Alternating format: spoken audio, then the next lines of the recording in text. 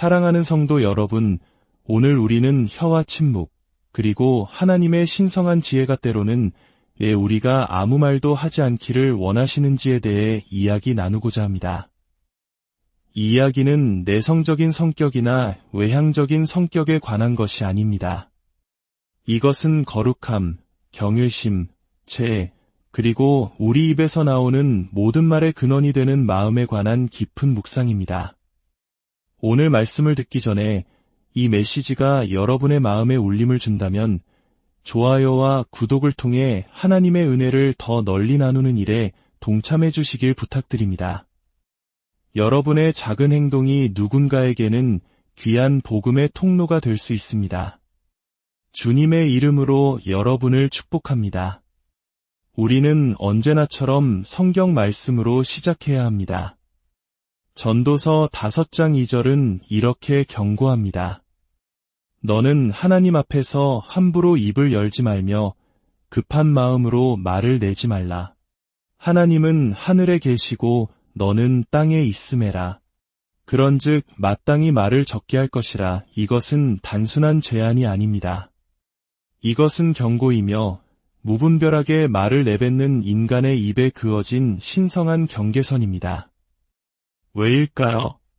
바로 여러분의 입이 여러분의 마음을 드러내기 때문입니다. 그리고 그리스도의 거룩하게 하시는 은혜가 없다면 우리의 마음은 거짓되고 교만하며 충동적이고 부패하기 쉽습니다.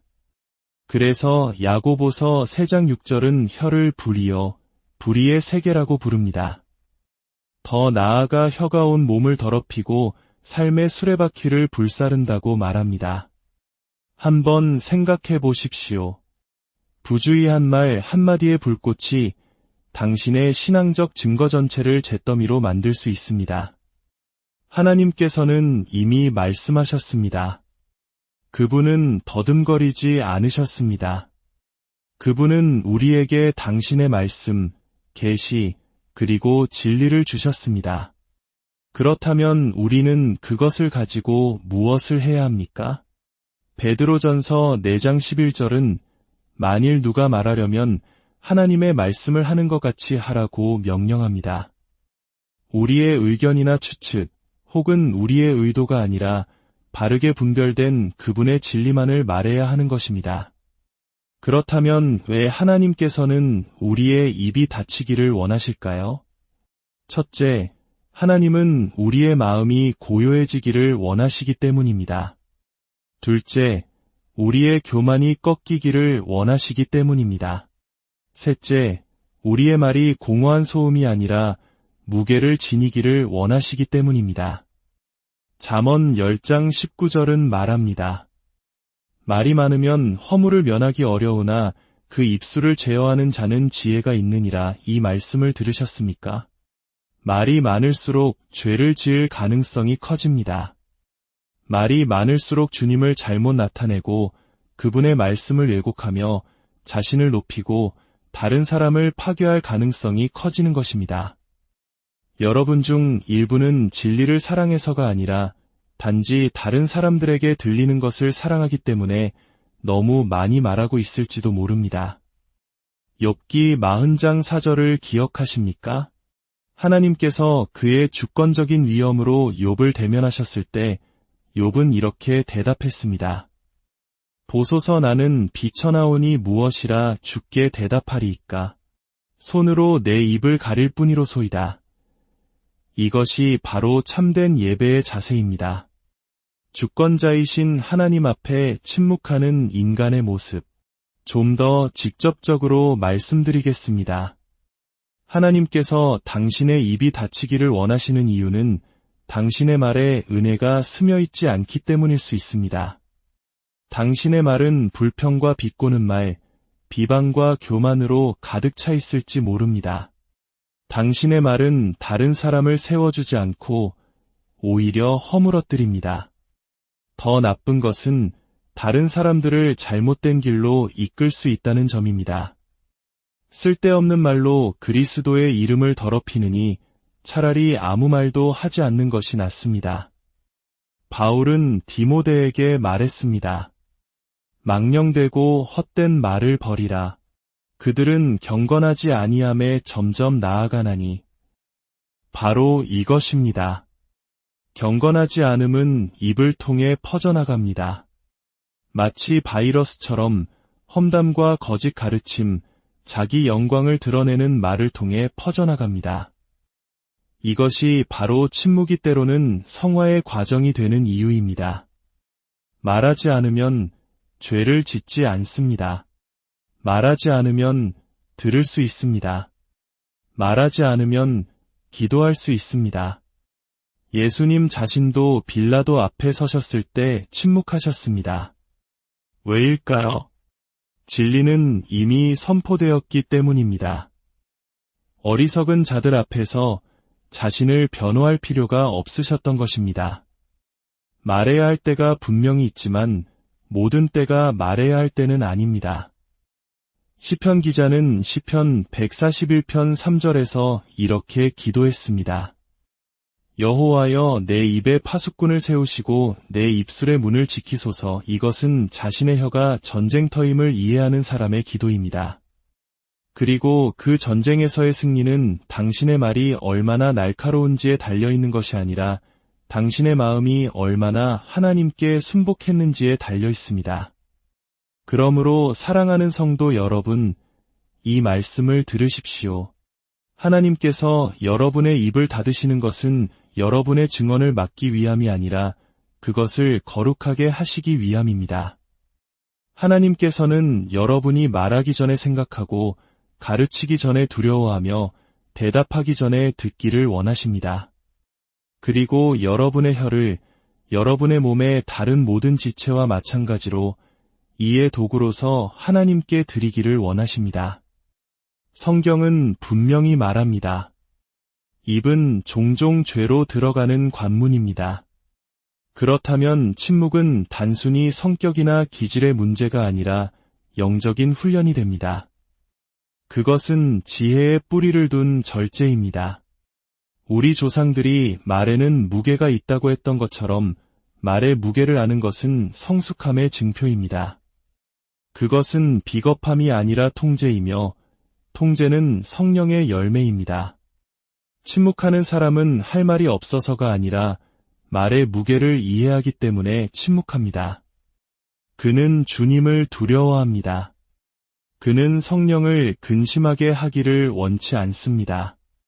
그는 형제들을 잘못된 길로 인도하기를 원치 않으며 자신이 충분히 연구하지 않은 것에 대해 성급하게 말하고 싶어 하지 않습니다. 전도서 5장 2절은 다시 한번 우리에게 경고합니다. 너는 하나님 앞에서 함부로 입을 열지 말며 급한 마음으로 말을 내지 말라. 하나님은 하늘에 계시고 너는 땅에 있음에라. 그런즉 마땅히 말을 적게 할 것이라. 이것은 실용적인 조언을 넘어선 신학적인 명령입니다. 왜냐하면 하나님은 거룩하시고 우리는 그렇지 않기 때문입니다.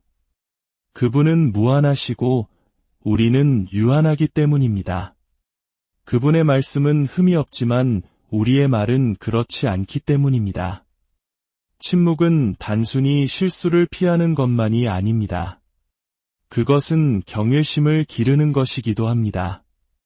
우리가 말을 많이 할수록 신성한 것을 사소하게 만들 가능성이 커집니다. 농담을 많이 할수록 불경건해질 가능성이 커집니다. 즉각적으로 반응할수록 그리스도를 잘못 나타낼 가능성이 커집니다. 하나님은 우리가 단지 정확하기를 원하시는 것이 아니라 거룩하기를 원하십니다. 그리고 거룩함은 종종 제어된 혀를 통해 나타납니다. 마태복음 12장 36절에서 예수님은 말씀하셨습니다. 내가 너희에게 이르노니 사람이 무슨 무익한 말을 하든지 심판날에 이에 대하여 신문을 받으리니 신성을 모독하거나 이단적인 말뿐만 아니라 모든 무익한 말에 대해서입니다. 이 말씀은 우리를 정신 차리게 해야 합니다. 우리에게 절제심을 갖게 해야 합니다. 그리고 이렇게 생각하게 만들어야 합니다. 어쩌면 이 말은 하지 말아야겠다. 대신 기도해야겠다. 먼저 들어야겠다. 죄는 우리가 행하는 것뿐만 아니라 우리가 말하는 것이기도 합니다. 그리고 종종 우리가 말하는 것은 우리가 깨닫는 것보다 훨씬 더 우리의 진정한 영적 상태를 드러냅니다. 혀를 훈련하는 사람은 하나님을 두려워하는 사람입니다. 그리고 하나님을 두려워하는 사람은 지혜롭게 사는 사람입니다. 혀는 작지만 엄청난 힘을 가지고 있습니다. 그러나 그 힘은 입에서 나오는 것이 아니라 마음에서 흘러나옵니다. 우리의 말은 고립된 기능이 아니라 우리 내면 상태의 직접적인 반영입니다. 예수님께서 마태복음 12장 34절에서 선포하셨듯이 이는 마음에 가득한 것을 입으로 말함이라. 이 말씀은 시적인 은유가 아니라 신적인 진단입니다. 당신의 혀는 당신 영혼의 대변인입니다. 나무의 열매가 그 나무의 본질을 드러내듯 당신의 말은 당신 마음의 본질을 드러냅니다. 이것이 주님께서 단순히 거짓된 입술이나 비방하는 말을 따로 떼어 정죄하지 않으시는 이유입니다. 그분은 속임수를 보물처럼 여기는 마음, 자신의 영광을 구하는 마음, 교만과 쓴뿌리, 시기심으로 가득한 마음을 정죄하십니다. 야고보서 3장 9절에서 10절은 이 모순을 날카롭게 지적합니다. 이것으로 우리가 주 아버지를 찬송하고 또 이것으로 하나님의 형상대로 지음을 받은 사람을 저주하나니 한 입에서 찬송과 저주가 나오는도다. 내 형제들아, 이것이 마땅하지 아니하니라. 어떻게 주일에 찬양을 부르던 바로 그 입에서 월요일에는 비판과 경멸의 말이 나올 수 있겠습니까? 야고보는 단순히 언행의 불일치를 지적하는 것이 아닙니다. 그는 마음의 문제를 지적하고 있는 것입니다. 하나의 샘에서 단물과 쓴물을 동시에 낼 수 없습니다. 혀가 두 가지를 모두 생산할 때 그것은 그리스도께 온전히 순종하지 않은 나뉜 마음을 드러내는 것입니다. 문제는 어휘가 아니라 마음의 애정입니다. 당신의 마음이 무엇을 사랑하고 미워하는가에 대한 문제입니다. 당신의 말이 비꼬는 말, 쓴소리, 불평으로 가득하다면 그것은 단순한 의사소통의 문제가 아니라 예배의 문제입니다. 당신의 마음이 무엇을 묵상하는지를 표현하고 있는 것입니다. 그러므로 말의 변화는 마음의 변화 없이는 불가능합니다. 말의 성화는 침묵에서 시작되는 것이 아니라 회개에서 시작됩니다. 마음이 훈련되지 않았기 때문에 입이 너무 자유롭게 말한다는 것을 인정하는 것에서부터 시작됩니다. 그것은 당신이 내뱉은 말뿐만 아니라 그 말을 내뱉게 한 교만, 분노, 쓴뿌리, 두려움을 고백하는 것을 의미합니다. 그것은 시편 신한편 10절에서 다윗처럼 기도하는 것을 의미합니다. 하나님이여, 내 속에 정한 마음을 창조하시고 내 안에 정직한 영을 새롭게 하소서. 왜냐하면 깨끗한 마음만이 깨끗한 말을 낳을 수 있기 때문입니다. 말씀으로 가득 찬 마음만이 말씀을 말할 수 있습니다. 성령으로 빚어진 마음만이 생명과 진리를 말할 수 있습니다. 하나님은 말을 가볍게 여기지 않으십니다. 인간의 혀로 내뱉는 모든 음절은 그분의 심판의 대상입니다. 왜냐하면 모든 말은 말하는 사람의 마음이 하나님을 경외하는지 혹은 불경한지를 반영하기 때문입니다. 경외심에 찬 절제는 인간에 대한 두려움이 아니라 하나님에 대한 두려움입니다. 이 두려움은 공포가 아니라 거룩한 경외감입니다. 그것은 하나님이 무한히 거룩하시고 무한히 지혜로우시며 우리의 순종을 받으시기에 무한히 합당하시다는 확고한 신념입니다. 그 신념이 마음을 다스릴 때 그것은 혀를 다스립니다. 시편 141편 3절의 기도를 다시 한번 기억합시다. 여호와여, 내 입에 파수꾼을 세우시고 내 입술의 문을 지키소서. 이것은 어리석게 말하는 자신의 경향을 아는 사람의 기도입니다.